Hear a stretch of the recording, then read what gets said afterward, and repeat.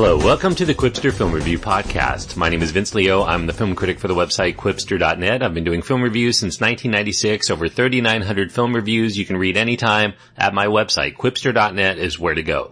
QWIPSTER.net. Today I'm going to be looking at the latest film by Tim Burton. It's called Miss Peregrine's Home for Peculiar Children. Kind of a tongue twister there. Fantasy adventure is the genre. It's a PG-13 rated film because of intense sequences of fantasy action and violence and peril. It runs 2 hours and 7 minutes. The cast includes Asa Butterfield, Ava Green, Ella Purnell, Samuel L. Jackson, Chris O'Dowd, Terrence Stamp, and many others, including Judi Dench and Allison Janney and Rupert Everett, have smaller roles here. The director, as I mentioned, is Tim Burton, and he's working from a screenplay by Jane Goldman, who's adapting a novel by Ransom Riggs. Here in this film, Tim Burton's pretty much adding to his already impressive filmography about strange people who do the oddest of things. This is a very loose adaptation of that Ransom Riggs novel. That was a young adult novel, came out in 2011 of the same name. Now, this would seem a natural fit for Tim Burton's style. This is visually imaginative. It's very quirky. I do think that you, as a viewer, your mileage will certainly vary as to how much of this overly familiar story is going to engage you beyond the high-gloss aesthetic sheen that's provided by the technical crew.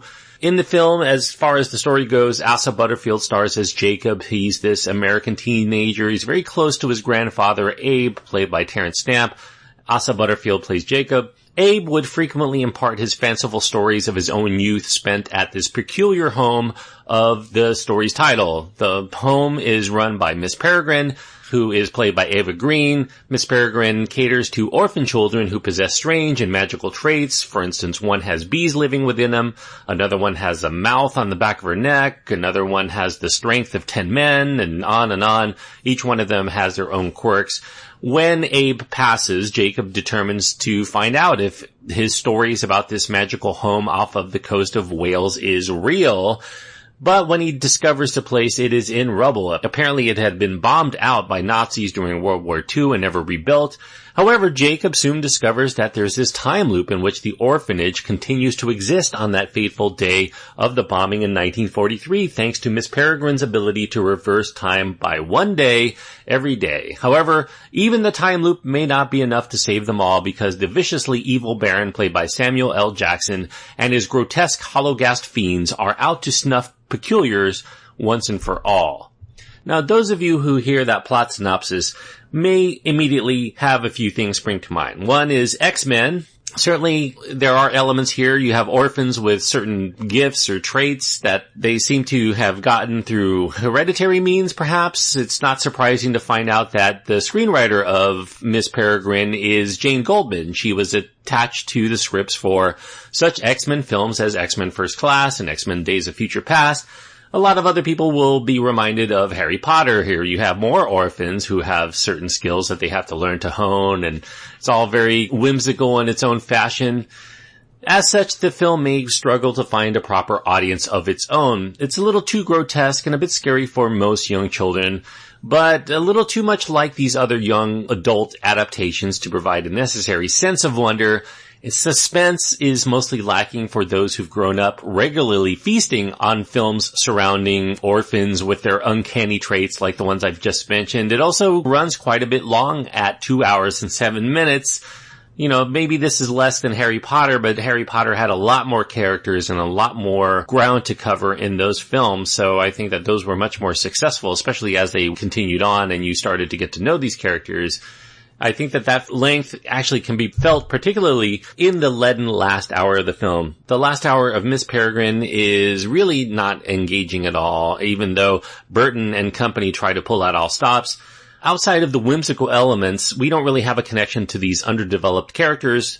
Not enough necessary to find their plight suspenseful when they encounter inevitable peril, and so it lays very flat for a long length of time, and you will soon feel how long 2 hours and 7 minutes actually is when you are not engaged by it. Now, much of the kudos of the film, as far as some of the positive traits, will no doubt go to Ava Green. She has a very striking on-screen visage as Miss Peregrine. This is her second film with Tim Burton. Unfortunately, the previous one was considered by and large a failure. Dark Shadows, considered one of his worst films. But even that too, even though Ava Green is nice in the role, her role is really too familiar, particularly in terms of Burton films, because he's used similar idiosyncratic personalities to be in charge of impressionable children. You think of Charlie and the Chocolate Factory, and maybe even Beetlejuice a long time before that, and I could probably name a few others if I had to go through his filmography.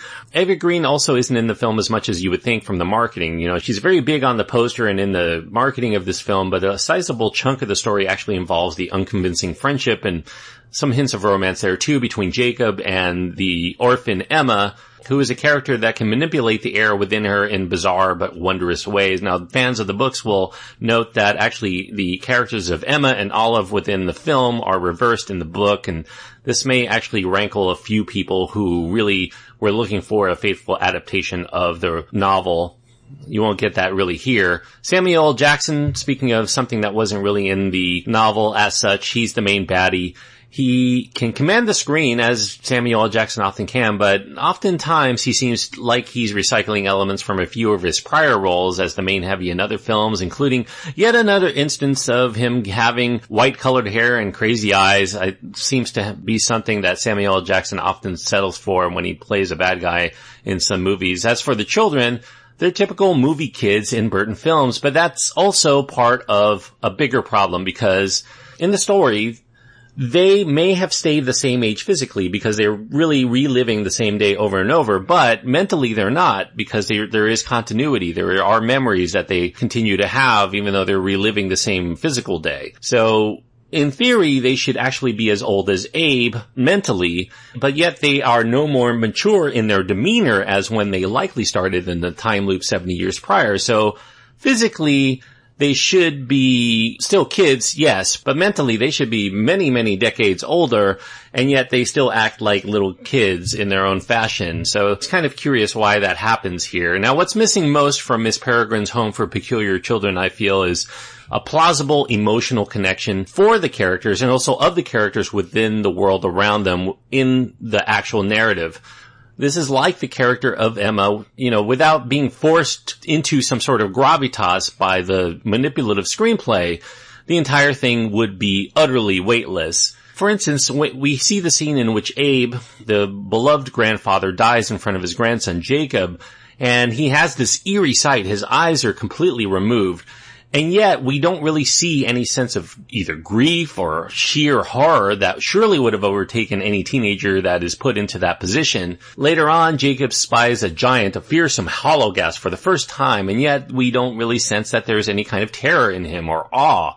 Further down the line, Jacob travels into this time loop and finds all of his grandfather's stories are real, and yet there's no amazement of discovery. There's no consuming delight at knowing that there's way more to the world than he ever believed, and that everything that he had been taught since he was a very young child by his grandfather are actually true. And it just continues on as if that's just another part of the story. And the same goes for all of the ensuing adventures that take place henceforth. This is a story that's told by someone who's been down the road of telling such stories perhaps a little bit too often, and he no longer sees the wonder, the majesty of fantastical delights or those spooky dangers the way that one would when hearing of these things for the first time.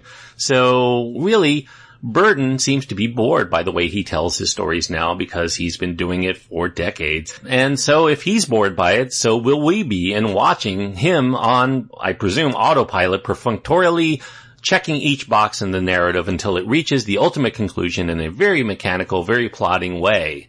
You know, Tim Burton's career has been hit and miss throughout the years, and in more recent years, I think that his fans would consider that his films are mostly missed. It may be apropos that the word miss is right in the film's title, given the lackluster results of Miss Peregrine's Home for Peculiar Children. Like the characters in his own story, Tim Burton keeps reliving his glory days in film and basically doing a lot of the same material that he's been doing for many years, only less convincingly and less daringly. This time loop that he's in seems to be keeping him from creatively progressing beyond a certain point in his career, and he's just going to keep rehashing a lot of the same material. So, unfortunately, I feel like this is one of the worst of Tim Burton's films.